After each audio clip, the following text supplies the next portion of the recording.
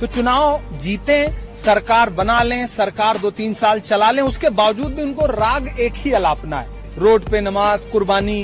अरे प्रतिबंधित जानवरों की कुर्बानी कोई मुसलमान नहीं कर रहा। मुस्लिम समाज तो खुद आगे बढ़कर के बंगाल से लेकर के देश भर में मौलाना अरशद मदनी साहब जैसी शख्सियत, जमीयतुल उलमा हिंद के इतने बड़े धर्मगुरु, वो तो खुद बाकायदा कह रहे हैं कि आप गाय को राष्ट्रीय पशु घोषित करिए ना, राजनीति मत करिए। बाकियों के लिए देश में गाय दूध देती है, भाजपा के लिए वोट देती है, लेकिन आपको फालतू का एक मुद्दा बनाना है क्योंकि आपके पास गिनाने के लिए डेवलपमेंट का कोई काम नहीं है, तो आपको टारगेट करना है रोड पे नमाज मत पढ़ो। कोई रोड पे नमाज नहीं पढ़ रहा है। ये शुद्ध रूप से सरकार का फेल्योर है कि सरकार के पास डेवलपमेंट पे गिनाने के लिए कुछ नहीं है, तो मजबूर होकर के उनको मुसलमान का राग अलापना है। बस बात इतनी ज्यादा है। फालतू के मुद्दे बनाना बंद करिए। भारत का मुसलमान इसी देश का नागरिक है, इस देश के कानून को मानता है, और सबसे पहले सरकारों में बैठे हुए लोग इस देश के कानून को मानना शुरू करें।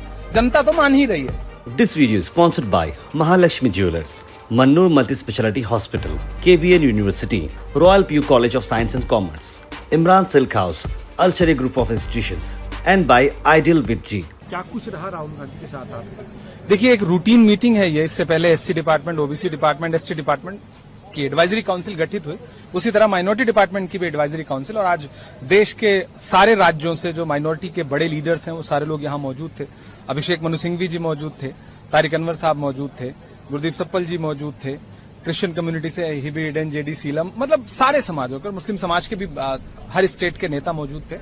और राहुल जी से बहुत विस्तार में बातचीत हुई और एक बड़ा ओपन डिस्कशन रहा, और कार्यकर्ता पूरी तरह से ऊर्जा लेकर के वापस गए सारे नेता। एक अच्छा रोड मैप और कांग्रेस की विचारधारा, पंडित नेहरू से लेकर के मौलाना आजाद से लेकर के महात्मा गांधी जी तक जो विचारधारा थी, उस विचारधारा को कैसे आगे बढ़ाया जाए, और राहुल गांधी की जो मोहब्बत की दुकान है उसको लेकर के हम राज्य के अलग अलग हिस्सों में जाएंगे, उसको लेकर विस्तार से चर्चा हुई।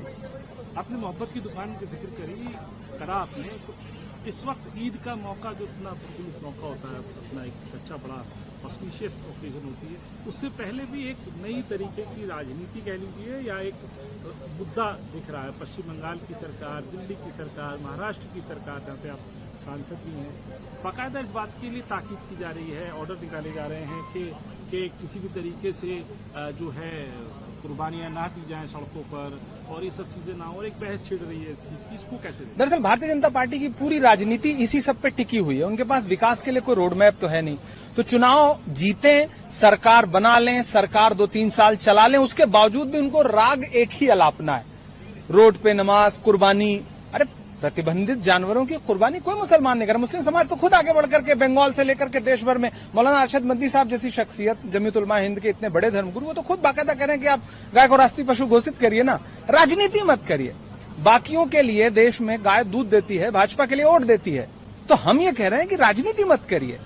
कोई मुस्लिम समाज का कौन व्यक्ति रोड पे नमाज पढ़ने जा रहा है, जितना आप उसका नैरेटिव बनाते हो? इस तपती दोपहरी में कौन रोड पे नमाज पढ़ेगा भैया? जुमे को लेकर के जो आप नैरेटिव बनाते हो, जुमा दिन में 1:30 बजे हो रहा है, 1 बजे हो रहा है, 2 बजे हो रहा है, इस तपती दोपहरी में कौन रोड पर खड़ा होगा नमाज पढ़ने के लिए? लेकिन आपको फालतू का एक मुद्दा बनाना है क्योंकि आपके पास गिनाने के लिए डेवलपमेंट का कोई काम नहीं है, तो आपको टारगेट करना है रोड पे नमाज मत पढ़ो। कोई रोड पे नमाज नहीं पढ़ रहा है। ये शुद्ध रूप से सरकार का फेल्योर है कि सरकार के पास डेवलपमेंट पे गिनाने के लिए कुछ नहीं है, तो मजबूर होकर के उनको मुसलमान का राग अलापना है। बस बात इतनी ज्यादा है। फालतू के मुद्दे बनाना बंद करिए। भारत का मुसलमान इसी देश का नागरिक है, इस देश के कानून को मानता है, और सबसे पहले सरकारों में बैठे हुए लोग इस देश के कानून को मानना शुरू करें। जनता तो मान ही रही है। इसके अलावा सर, दाम बढ़ रहे हैं। 8 दिन में 3 बार दाम बढ़ चुके, लगभग 5 रुपए पेट्रोल पे, 5 रुपए डीजल पे, और 3 से 4 रुपए सीएनजी पर पहुंचे। चुनावी खर्चा कैसे वसूलेगा? 5 राज्यों में जो चुनावी खर्चा था वो वसूलने का दिन आ गया। ये तो हम शुरू से, पूरी कांग्रेस पार्टी डे वन से कह रही है, चुनाव खत्म होने दीजिए, आप देखिएगा कि सरकार किस तरह से लूटेगी देश की जनता को, जेब पर डाका डालेगी, और वो डाल रहे हैं। विदेशों में जो घूमने जा रहे हैं, 100 रुपए की जो चॉकलेट लेकर के जा रहे हैं प्रधानमंत्री जी, उसके नाम पे 100 अरब रुपया जनता की, देश की जनता की जेब से ही तो वसूला जाएगा ना।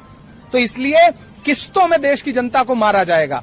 किसी दिन 3 रुपए, 3.25 रुपए बढ़ाया जाएगा, फिर 1 रुपया बढ़ाया जाएगा, फिर 87 पैसा बढ़ाया जाएगा। एक वक्त था अगर 10 पैसा, 20 पैसा, 25 पैसा पेट्रोल डीजल का दाम बढ़ जाता था तो मनमोहन सिंह साहब के नाम की छाती पीटने लगती थी पूरी भारतीय जनता पार्टी। आज यह है कि अब तक 5 रुपए के आसपास पेट्रोल डीजल पे आपने बढ़ा दिया, सीएनजी बढ़ा दिया, एलपीजी बढ़ा दिया। किससे वसूल रहे हैं? जब कच्चे तेल की कीमतें कम थी तब तो आप रेट कम नहीं कर रहे थे, आपके धन्ना सेठ दोस्तों का खजाना भर रहा था। आज जब थोड़ा सा कच्चे तेल की कीमतों में जरा सा इजाफा हुआ है तो आप जिस रफ्तार में पेट्रोल और डीजल का दाम बढ़ा रहे हैं, आप देश की जनता को लूट रहे हैं। इसीलिए आपने माहौल बनाया कि क्राइसिस और कोरोना जैसी सिचुएशन और पार्शियल लॉकडाउन और देश की जनता जो है, जब देश की जनता प्रधानमंत्री जी की बात मान के उनके नेता मेट्रो में चल रहे हैं, उनके नेता इकोनॉमी क्लास में सफर कर रहे हैं, तो फिर ये जो पेट्रोल डीजल की लाइनें लगी हुई हैं ये कहां से आई हैं? दरअसल इस सरकार का एक सूत्री कार्यक्रम है पेट्रोल डीजल के नाम पर देश की जनता की जेब से वसूली करना। अगर सब कुछ देश की जनता से ही करना है तो आप सरकार में क्यों बैठे हैं? इस्तीफा दे दीजिए प्रधानमंत्री जी। धन्ना सेठों की मदद करने के बजाय आप देश की जनता के लिए क्या कर रहे हैं? सिर्फ थाली बजवा रहे हैं, फिर उनसे कह रहे हैं कि आप जो है वो बंद रखो, लाइट आ नहीं रही है, घर के अंदर आदमी रह नहीं सकता, रोड पे चलने से उसे मना कर रहे हैं, लोगों को विदेश जाने के लिए मना कर रहे हैं, खुद विदेश निकल जा रहे हैं, यूरोप में छुट्टियां मना रहे हैं आप। दरअसल प्रधानमंत्री जी की जो कार्यप्रणाली है वही भारतीय जनता पार्टी का चाल, चरित्र और चेहरा है। आने वाले दिनों में राहुल जी ने कह दिया है कि आर्थिक तबाही आने जा रही है और यही आर्थिक तबाही इस सरकार की सच्चा चरित्र चित्रण है कि इनका देश के बाजार पर, इकोनॉमी पर, विदेश पॉलिसी पर कोई कंट्रोल नहीं है और उसको ढकने के लिए हिंदू मुसलमान का एजेंडा लाया जाता है जो अब बहुत ज्यादा दिन नहीं चलेगा। This video is sponsored by Mahalakshmi Jewelers, Mannur Multi-Speciality Hospital, KBN University, Royal PU College of Science and Commerce, Imran Silk House, Al Sharia Group of Institutions, and by Ideal with G.